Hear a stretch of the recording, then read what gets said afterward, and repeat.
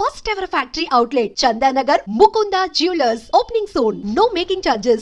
మీకు డబ్బు రావాలని ఎవరికి? మీకు. నాకు డబ్బు వచ్చింది ఆల్రెడీ, ఎనఫ్. ఎలా వచ్చింది? ఎలా సంపాదించారు? సంపాదించాలనే కసి ఉంటుంది కాబట్టి సంపాదిస్తాం. అంటే నేను ఎలా నమ్ముతా అంటే, ఒక సామెత ఉంటుంది, వీడి జాతకమే బాగుంటే వీడి జాతకాలు ఎందుకు చెప్పుకుంటాడు. సో నా జాతకం బాగుంది అని ప్రూవ్ చేసుకోవడానికి the first ever astrologer range rover వాడేటువంటి జ్యోతిష్కుడు నేను ఒక్కనే ఇండియాలో. సో అన్ని లగ్జరీస్ లైఫ్లో ఎంజాయ్ చేస్తేనే వేరే వాడికి మనం మాట్లాడేటువంటి రైట్స్ ఉంటాయి అనేటువంటి ఉద్దేశం నాది. ఓకే, ఎగ్జాంపుల్ చెప్తా.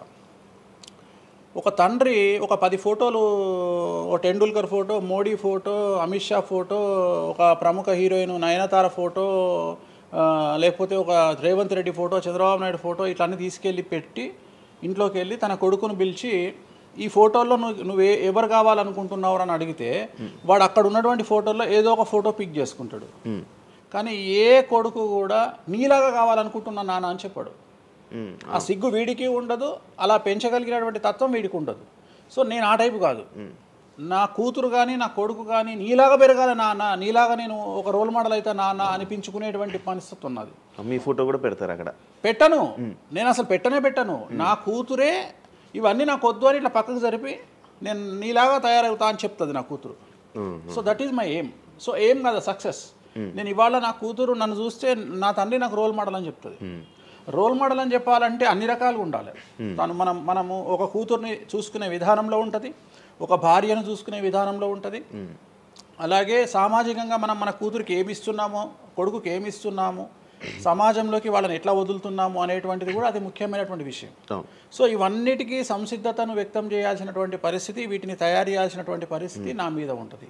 సో నన్ను ఫస్ట్ ఎవరు కూడా క్వశ్చన్ చేయడానికి వీలు లేదు. అంటే నా దగ్గరకు వచ్చేవాడు, వేణుస్వామి నీ జాతకం బాగుంటే నువ్వు జాతకాలు ఎందుకు చెప్పుకుంటావు. సో ఇప్పుడు నేను ఒక హీరోయిన్ని తయారు చేయాలి అంటే ఎలా తయారు చేయాలో నాకు తెలుసు. అంటే ఆమె జాతకంలో యోగం ఉంటే ఆమెను సూపర్ స్టార్ని ఎలా చేయాలో నాకు తెలుసు, ఒక హీరోని సూపర్ స్టార్ని ఎలా చేయాలో నాకు తెలుసు. సో ఎలా చేస్తారు మీరు? పూజలతోనే అయిపోతారు.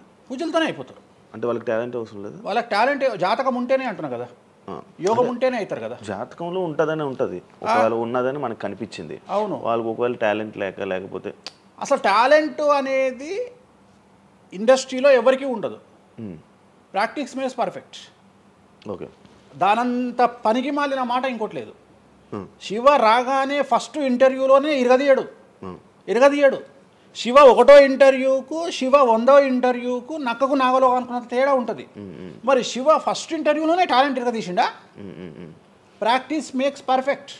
అంత ఛాన్స్ ఇవ్వట్లేదు కదా ఇప్పుడు ఇండస్ట్రీలో. ఎవరు ఇక్కడికి వచ్చి ప్రాక్టీస్ చేసుకుంటామంటే ఛాన్సులు రావట్లేదు కదా. ఆటోమేటిక్గా టాలెంట్ అనేది మనము ప్లే చేస్తున్న రోల్స్ను బట్టి వస్తుంది. డైరెక్ట్గా అల్లు అర్జున్ గంగోత్రి సినిమాలో చూసిన అల్లు అర్జున్కు, పుష్ప 3లో చూసిన అల్లు అర్జున్కు కోడిపిల్ల లెక్క కళ్ళు తిరిగి కింద పడతాం అందరం. ఆయన హావభావాలు కానీ, ఆయన ముఖవర్చస్సు కానీ, గంగోత్రి సినిమాలో ఉన్నటువంటి అల్లు అర్జున్కు, పుష్ప 3కి. మరి గంగోత్రిలోనే పుష్ప 3 లాగా ఎందుకు లేడు అల్లు అర్జున్ అంటే? మరి అప్పుడు టాలెంట్ లేదా? సో ఇక్కడ ప్రాక్టీస్ మేక్స్ పర్ఫెక్ట్. అంటే కొన్ని పనికి మాలినటువంటి మాటలు మాట్లాడేటువంటి ఎప్పుడో 50 ఏళ్ళ కింద సామెతలను తీసుకొచ్చి రుద్దే ప్రయత్నం చేస్తారు. సో ఇక్కడ టాలెంట్ అనేది పక్కన పెడదాం, అవకాశం ముఖ్యం. నువ్వు టాలెంట్ ప్రూవ్ చేసుకోవాలంటే అవకాశం ముఖ్యం. శివ అనేవాడు యాంకరింగ్లో తోపు తురుము అని ప్రూవ్ చేసుకోవాలంటే అవకాశం ముఖ్యం. అవకాశం లేకపోతే శివలో టాలెంట్ ఉండదు, ఆ టాలెంట్ డెవలప్మెంట్ ఉండదు. సో ఇక్కడ ఏంది అంటే అవకాశాలు రావడం కోసం మనం ప్రయత్నం చేస్తాం. ఒక సీఎం సీట్ ఎక్కడం కోసం సీఎం ఏం చేస్తాడు అని తెలవాలి అంటే సీట్ ఎక్కాలి. సీట్ ఎక్కిన తర్వాత సీఎంగా ఈయన పనికొస్తాడా రాడని డిసైడ్ అవుతుంది. అట్లనే ఒక అమ్మాయి హీరోయిన్ అయిన తర్వాత ఈ అమ్మాయికి అంత సీన్ ఉందా లేదా అనే విషయం తెలుస్తుంది.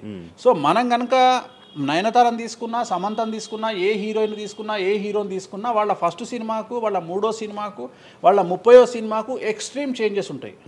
సో ఇవన్నీ ఎట్లా వస్తున్నాయి అంటే ఫస్ట్ సినిమాకి టాలెంట్ లేదు, వాళ్ళు సానబట్టబడతారు.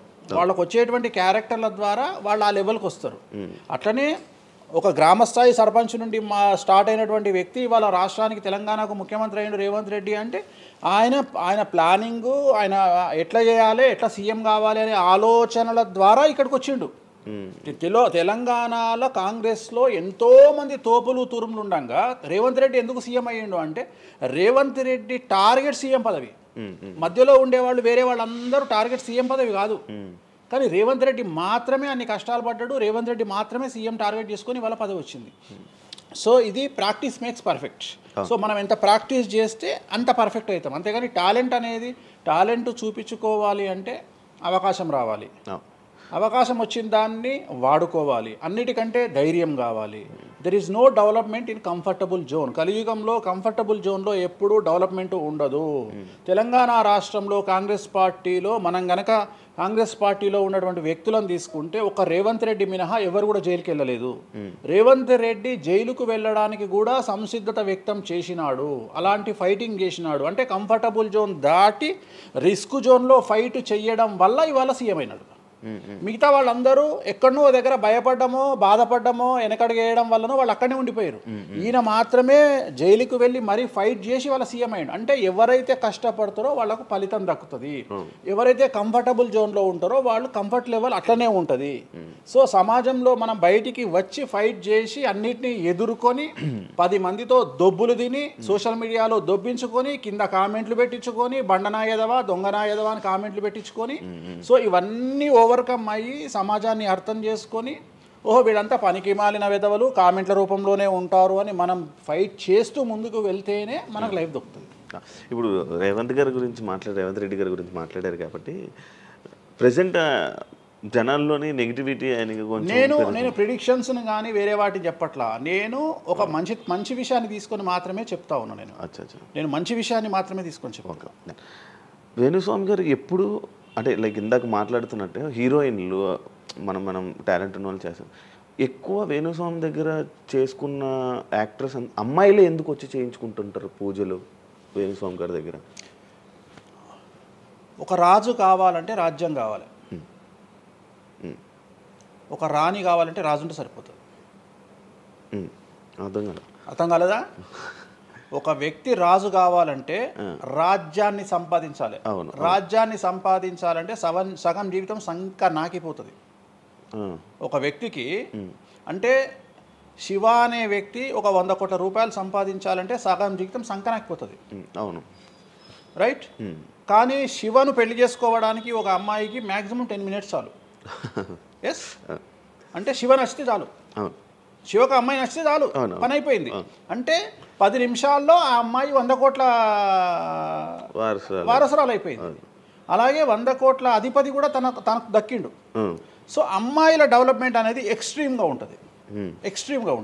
ఉదాహరణ, ఒక ఇంటర్వ్యూకు 10 మంది అమ్మాయిలు 3 అబ్బాయిలు వస్తే ఈ 10 మంది అమ్మాయిల ఇంటర్వ్యూలు అయిపోయినాక వీళ్ళు సెలెక్ట్ కాకపోతే వాడి అదృష్టం మహాసుడిగా ఉంటే వాడు వస్తాడు సీన్లోకి.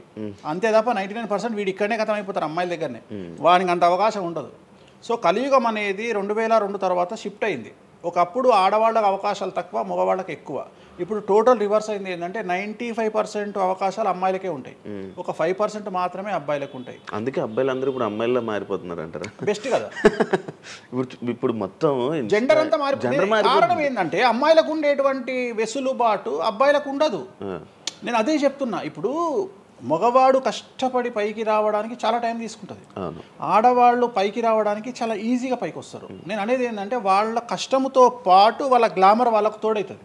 అవును, ఇప్పుడు మీరు ఏ పాయింట్ చెప్పారో అర్థమైంది. ఇప్పుడు అమ్మాయిలకి ఎలాగో అవకాశాలు ఉన్నాయి కదా, మరి ఆల్రెడీ వాళ్ళకి ఎలాగో అవకాశాలు వస్తాయి కాబట్టి మరి మీరు వాళ్ళని ఎందుకు అమ్మాయిలనే చూడడం? అంటే రాని వాళ్ళకు నేను చూస్తున్నా. ఇప్పుడు వచ్చిన వాళ్ళు నా దగ్గరికి రారు కదా. ఇప్పుడు కరోనా వస్తేనే హాస్పిటల్కి పోతాడు, కానీ కరోనా రాకముందు పండుకోడు కదా హాస్పిటల్లో. సో అట్లనే వేణుస్వామితో పని ఉంటేనే వస్తారు. రెండవది, అమ్మాయిలకు ఉండే వెసులుబాటు ఏంటంటే అబ్బాయిలు కూడా చేసుకుంటారు నా దగ్గర, కానీ అబ్బాయిల డెవలప్మెంట్ అనేది చాలా తక్కువగా ఉంటుంది. ఉదాహరణ, నా దగ్గరికి వచ్చే అమ్మాయిలు ఓన్లీ సినిమా కోసం రారు. చాలామందికి తెలియదు ఈ విషయం. అంటే చాలామంది ఏమనుకుంటారంటే వేణుస్వామి దగ్గరికి వచ్చే అమ్మాయిలు సినిమా కోసమే వస్తారు, రారు. నా దగ్గరికి వచ్చే అమ్మాయిలు ఒక రాజకీయ నాయకురాలిగా వక్తగా కావాలని వస్తారు. సో పొలిటీషియన్ కావాలని వస్తారు. అన్నిటికంటే ఎంటర్ప్రెన్యూర్ కావాలని వస్తారు. ఒక బోటికో లేకపోతే ఒక గోల్డ్ షాపో ఏదో పెట్టుకొని బిజినెస్ కోసం వస్తారు. సో నా దగ్గరకు వచ్చేటువంటి వాళ్ళల్లో 10 మందిలో 1-2 సినిమా ఇండస్ట్రీకి సంబంధించిన వాళ్ళు వస్తారు. 8 మంది వేరే వేరే వేరే వేరే వ్యాపారాలకు సంబంధించి చాలా ఉన్నాయి. ఇప్పుడు లైసెన్సింగ్ చేసేవాళ్ళు ఉన్నారు, చాలామంది తెలియదు. ఇప్పుడు ఢిల్లీలో లైసెన్సింగ్ చేసేవాళ్ళు 100 మంది అమ్మాయిలు ఉన్నారు నాకు తెలిసిన వాళ్ళు. అంటే పెద్ద పెద్ద కాంట్రాక్ట్లు ఇప్పించేవాళ్ళు, పెద్ద పెద్ద వాళ్ళు. సో అలాంటి వాళ్ళు నా దగ్గరికి ఎక్కువగా వస్తారు. అంటే నా దగ్గరికి వచ్చేవాళ్ళు ఈ ఉద్యోగాలు చేసుకునే వాళ్ళు, ఇలాంటి వాళ్ళు రారు. నేనేమంటానంటే job is a biggest scam in the world. ప్రపంచంలో ఉద్యోగం అనేది అతిపెద్ద స్కామ్. సో దాన్ని ఇప్పుడు ఒక కోతి ఉంది, ఆ కోతికి మీరు డజన్ అట్టిపళ్ళు ఇవ్వండి, ఒక 2000 రూపాయలు ఇవ్వండి, అది డజన్ అట్టిపళ్ళే తీసుకుంటుంది. కానీ ఈ 2000 రూపాయలతోటి నేను ఒక 10 గెలలు కొనుక్కుంటాననే నాలెడ్జ్ దానికి లేదు. అంటే ఒక రకంగా జాబ్ అనేది ఇచ్చి ఆ వ్యక్తిని మనం మోసం చేయడం. సో జాబ్కి అలవాటు అయిపోయిన వాడు కంఫర్టబుల్ జోన్లోకి వెళ్ళిపోతాడు. సో నేనేం చెప్తా అంటే ఆ జాబు నుండి మనమే 100 జాబులు ఇచ్చే స్థాయికి ఎదగాలి అనే కసి ఉండి అక్కడికి వెళ్ళాలి. ఆ కసి ఉంటేనే పని లేదు. కలియుగంలో కష్టపడి అనే మాట మాట్లాడితే దానంత దరిద్రం ఇంకోటి లేదు. ప్రపంచంలో అతి పెద్దగా ఎక్కువగా కష్టపడేది గాడిది. అది ఈ పాటికి ఎక్కడో ఉండాలి, అది లేదు. రైట్. సో మనం కష్టపడడం కాదు, బ్రెయిన్తో పనిచేయాలి. కష్టంతో పాటు బుర్ర ఉండాలి. కష్టం అనేది పనిచేయదు. నేనేమంటున్నానంటే ఈ ప్రపంచంలో బాగా కష్టపడేటువంటి మనిషి డ్రైనేజీలోకి దిగి పనిచేసేటువంటి సేవకుడు. సో ఆయన పడే కష్టానికి పర్ డే 10 లక్షలు ఇచ్చినా తక్కువనే. కానీ మనం ఆయనకి అట్లా ఇవ్వట్లా. అంటే ఇక్కడ బ్రెయిన్తో పనిచేసే వాడికే డబ్బు మిగులుతుంది. నేను మాట్లాడేది బ్రెయిన్తో. కానీ అమ్మాయిలకు బ్రెయిన్ కంటే కూడా వాళ్ళ అందముతో పనిచేస్తే డబ్బులు దొరుకుతాయి.